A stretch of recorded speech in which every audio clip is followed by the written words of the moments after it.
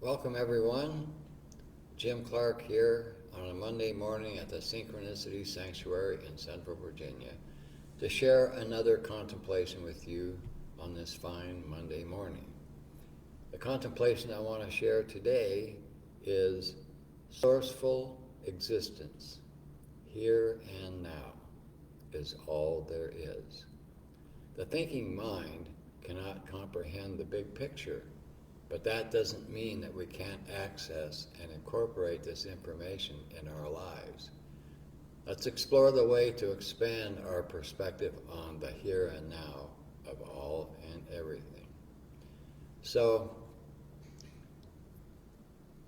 the holistic perspective of reality is one way to comprehend what is really real, and then there's the way we are raised and brought up and what we are confined to before we begin to become curious about what's lies beyond the appearance of things.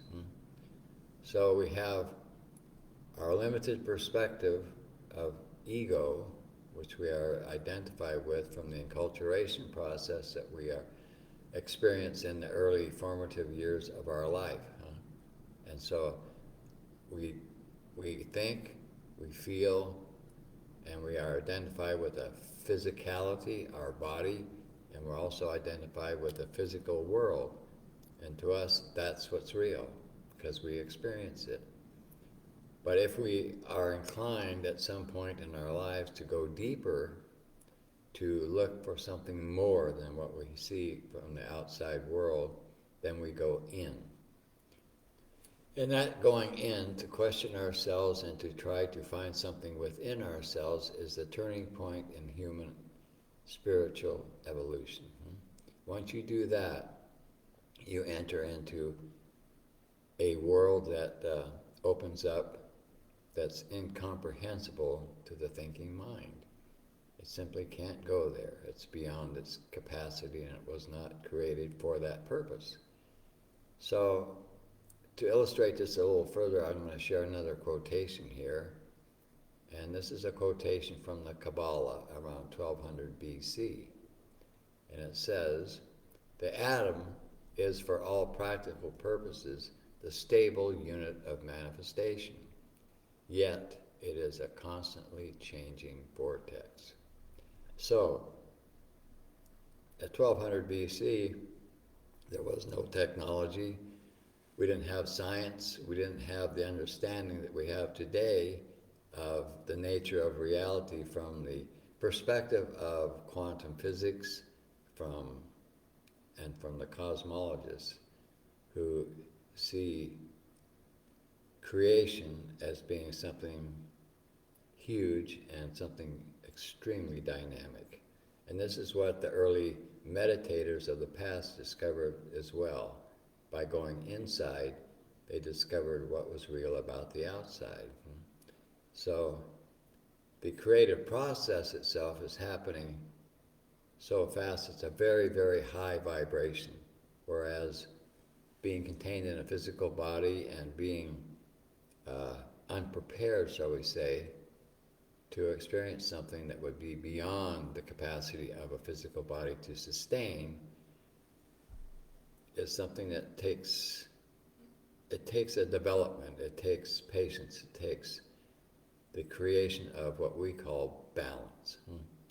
So when you are drawn to discover and explore more for yourself and about the world you live in, the first thing you do generally is you find a teacher, or the teacher will find you, and then you start getting some guidance in terms of preparing your body, preparing your mind, preparing yourself to open up to the multidimensional you. Because without meditation and without any desire to explore the inside of yourself, the subjective part of yourself, then it's just a body, it's all physical. But we know from our science today for sure that physicality is minimal. Only a small fraction of all of creation that we can witness is actually based on anything that we could call physical. The rest is empty space. Empty space that is full of energy, a very dynamic energy, the creative energy of consciousness, the energy that is creating you and me and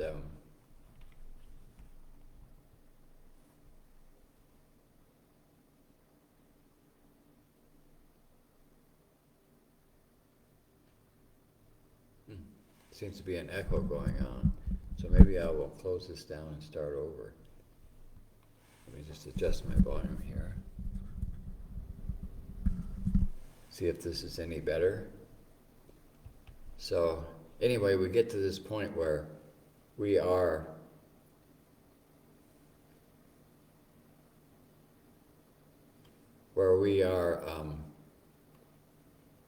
beginning to explore something that we have no definition of. It's something that's energetic, it's not physical, and it's a vibrational happening of consciousness that we are.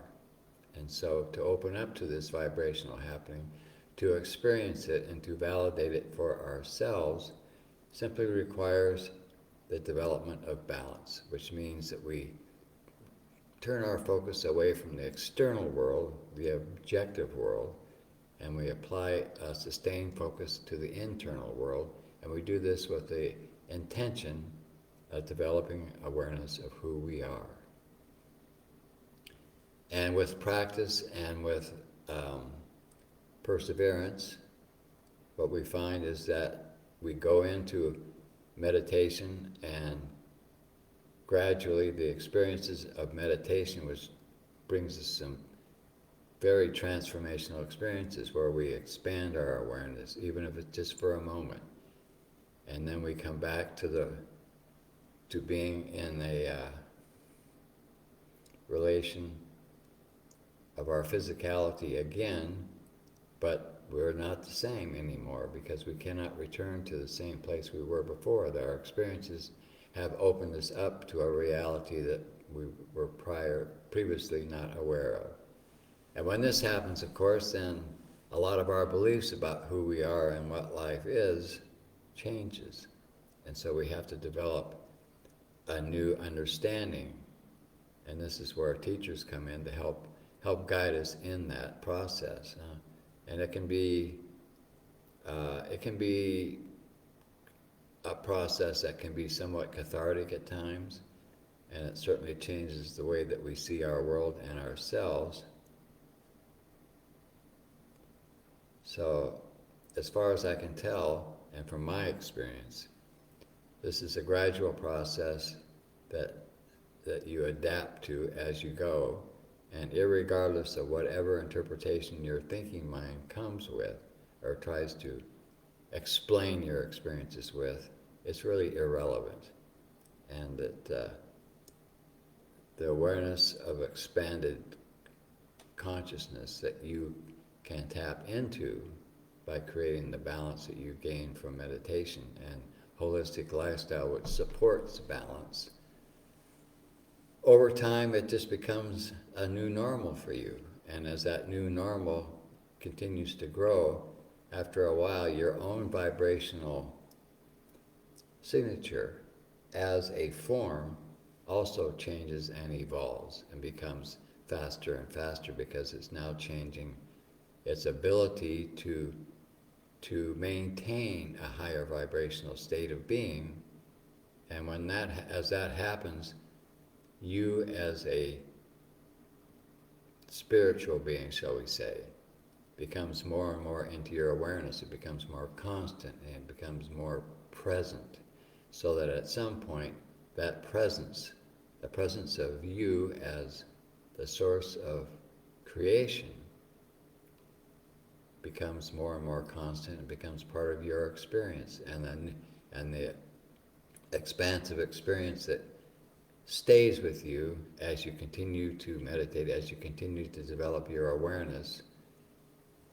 At some point it becomes the dominant experience that you have from moment to moment to moment. And gradually you just keep growing this, and as you grow your awareness, as you grow your experience of yourself as source, as consciousness, and that presence begins to become more and more strong inside you, then your experience of being blissful consciousness, that's how we would put it here, also begins to come into play increasingly in amplitude. So your experience of life shifts, and it shifts you from a fear-based experience, which is primarily egocentric, to a love-based experience of life, where you experience the non-physical reality of who you really are, huh? Which, if you think about it too, that experience, people, it's well known now that a lot of people do have that experience when they have a near-death experience, what we call it, and they come back from having their heart stopped or whatever it is, and then they're in bliss.